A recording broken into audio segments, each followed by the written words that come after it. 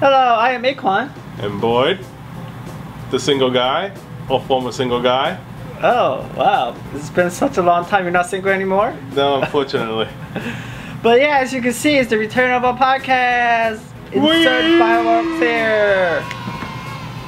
So yeah, we're going to bring back the podcast and we're going to be talking about tech news. But it's going to be a different format. We're going to go through this week's latest or popular tech news, and then we're going to read down the headlines and give a feedback on it. And if we don't care, then we don't give a crap about it. We're not going to talk about it. Sounds good to me. Yeah, so what's first on the list of tech news this week? I have one that says Google is now including tweets in desktop search results. Oh boy. Well, you better be careful when you tweet that. Now it's searchable. Well, I mean, yeah. But what are you going to tweet that's so bad, first of all? well, you should be careful anyways, because the internet. You should know that, you know, people should know that it's public material. People can't find it anyways. And then again, what are you going to tweet that's supposed so bad? I don't know. Do you tweet? No, but you can tweet. Like, say for instance, I sign up to Ashley Madison. Am I going to tweet? Janelle, you heard that? I'm not going to tweet that, right? Of course not. You're gonna get in trouble. Exactly. So look what happened now that Ashley Madison got hacked and all your information is out.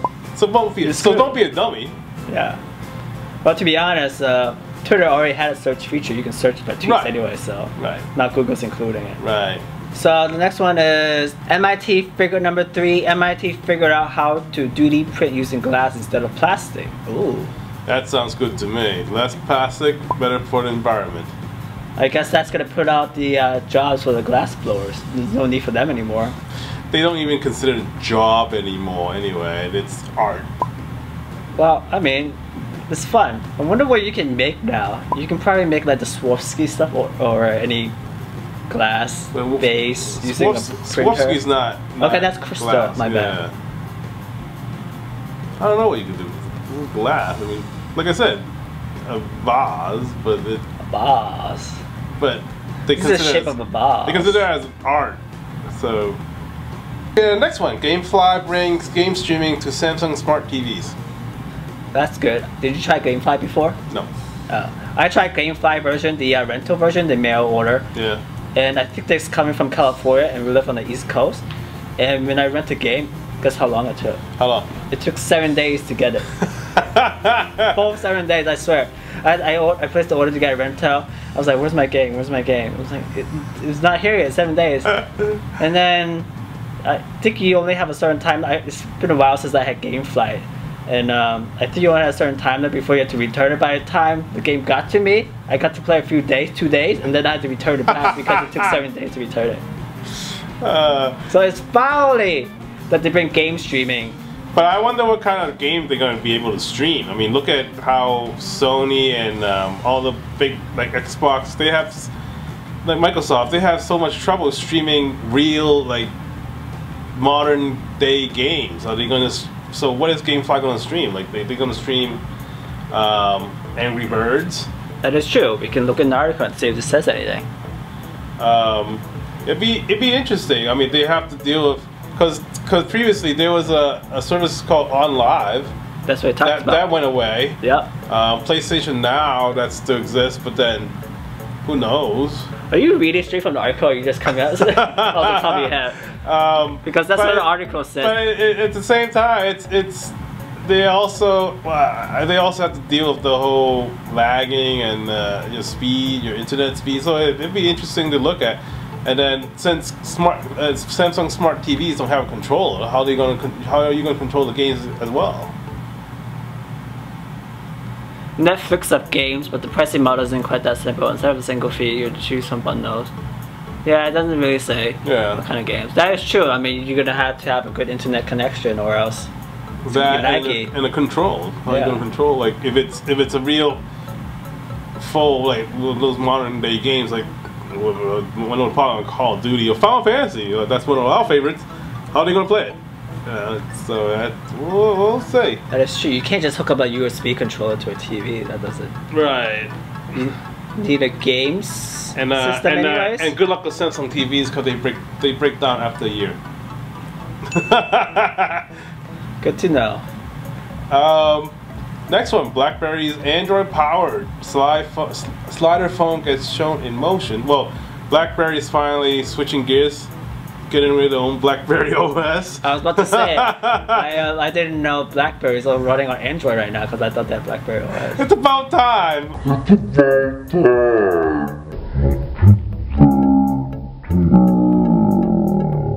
I don't know if Blackberry is even significant anymore.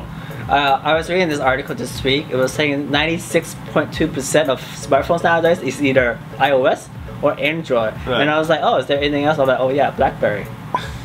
Well, there's Blackberry phone is a Ubuntu phone. Right. Stuff like that. But yeah, Blackberry's finally going to Android. So now it's going to be 99%. It's going to be iOS or Android. Power slider phone. What's a slider phone? Slider. No. Slides down. Oh, I see. Yeah. You know how BlackBerry is. They always try to keep their keyboard to be like, oh, it's our thing. But wasn't that like, oh, I see a picture of it now. Yeah. Wasn't that like a couple of years ago the slider phone? Yeah. Like back on those days, you had one of those sidekicks. Yep. It's almost like that, right? Yeah. I guess BlackBerry is finally upgrading. Wow, it's taking a downturn in technology in general. I've been going back to sidekick. The sidekick was awesome. Don't hey. It was the first phone that I had that always had AIM Instant Messenger. For those of you who know what AIM is. Yes. Oh man. When I got the first iPhone, I was like, oh, how come it doesn't always have that always on capability? Like, I used to have that on my Sidekick because it's dedicated online. Yeah. But then upgraded to the iPhone, it just went backwards. I was like, oh. That was when data charges didn't come in here, right? Yeah, I think the Sidekick has its own data plan. Yeah. Dedicated data plan. Yeah. Yeah. Next one. Samsung's next big thing is a free trial program for iPhone users. I guess for iPhone owners. I guess Samsung wants iPhone users to switch over. They want them so bad. You know they want them so bad. Samsung is...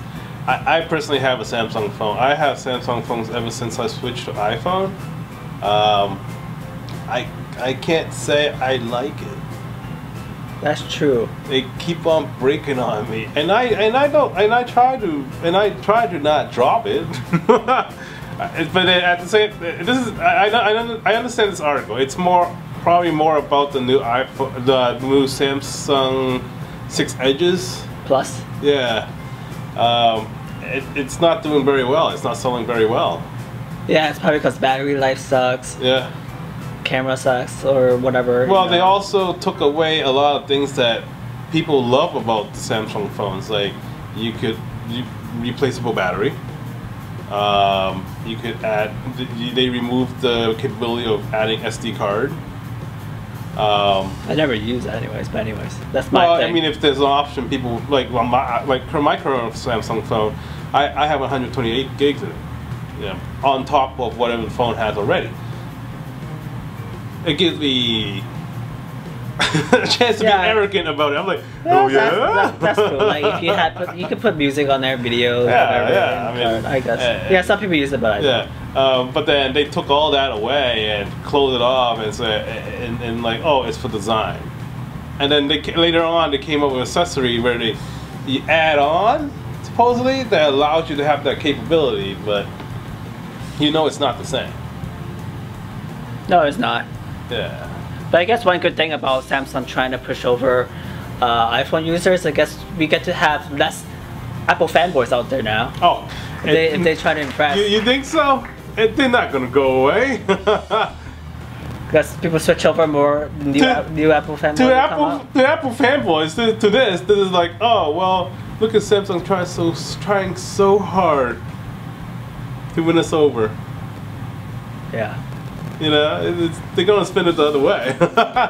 The agonizingly slow decline of Adobe Flash Player. If people didn't know, YouTube finally got rid of it. Yep. It's HTML5 now, which is, if you look closer, it's slicker. It's a transparent bar. It probably uses less processing power on my computer too. I remember when Flash Player was running full screen, my old laptop before, the fans kick in and it would just go and the laptop would get hot. Well, MacBook Pros get hot already, but with Flash Player, actually, I think that's what actually killed my MacBook Pro. My MacBook Pro has they known to have overheat problems, and so I guess Flash Player kind of killed it faster. But why would you think it would? Since it's so like like a couple of years ago, Apple actually banned Flash from their computers. Yeah. It's probably because security holes. And as you know, iPad doesn't even do Flash. Yeah. But why is it dying so slowly? Like, why is it going so slowly? It's like, why are people still stuck in coding for Flex? Because that's Adobe Flash ultimately. Flash. Flex is pretty much done. There's not really that much Flex applications. I would know because I used to build a Flex application for work. Yeah, I mean, I never really programmed. Is it just one of those things that Adobe is just fighting and like, no, you still need Flash. Well, look at until right now. Flash Player, there's like a freaking update every week. If not every week, every 2 weeks. Yeah. So many updates. They have so many holes, security holes to patch. And then there's so many hackers out there trying to find security exploits in Flash Player, and they can't patch fast enough. So that's why Adobe's like, oh, we'll keep patching it up, so you can still keep using it. I guess that's why.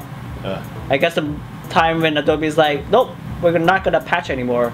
You have to program everything in nation, you know. Can you imagine those people that actually work for Adobe that's on the Flash Player? They're really fighting hard to get that to stay in that job. Well, I don't know if there's so many other different applications Adobe has though. That's true. Creative Suite, so maybe they'll switch over to that.